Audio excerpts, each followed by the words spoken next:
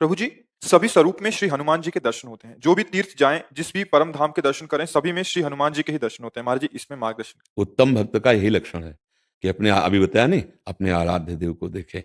यदि हम हनुमान जी को मानते हैं कि वो हमारे आराध्य देव हैं, तो वही सर्वस्व है, दूसरा कोई नहीं है। हनुमान जी के हृदय में सिया राम जी बैठे हैं, तो सिया राम के हृदय में हनुमान जी बैठे हैं।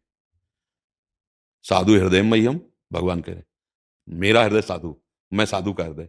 अहम भक्त पराधीनो अश्वतंत्र हृदय। अगर हनुमान जी ऐसे दिखाए तो राम जी, अगर राम जी के हृदय में देखो तो हनुमान जी मिलेंगे पक्का। मतलब एक ही परम तत्व है, चाहे उसे जो कहें। वो लीला के लिए सेवक बना हुआ है, लीला के लिए स्वामी बना हुआ है।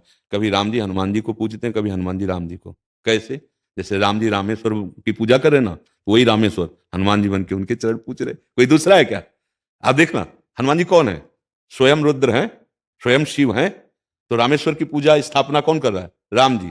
तो राम जी के चरणों को कौन लिए हुए? बोले शिव जी।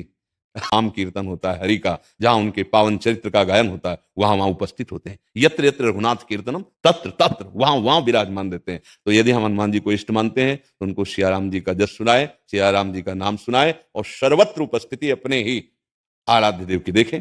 राम रसायन तुम्हारे पासा, तुम राम रसायन में डूब जाओगे, भगवान की प्रेम लक्षणा भक्ति में डूब। जब हनुमान जी प्रसन्न होंगे तो वो अपनी रति नहीं प्रदान करेंगे, अंतिम बात मान लेना, वो श्री राम की रति प्रदान करेंगे। क्योंकि वो जिस पर प्रसन्न होते हैं, वो अपने हृदय की बात दे देते हैं। उनके हृदय में क्या है? राम रसायन, राम जी का प्रेम, वो उसको प्रदान कर देते हैं।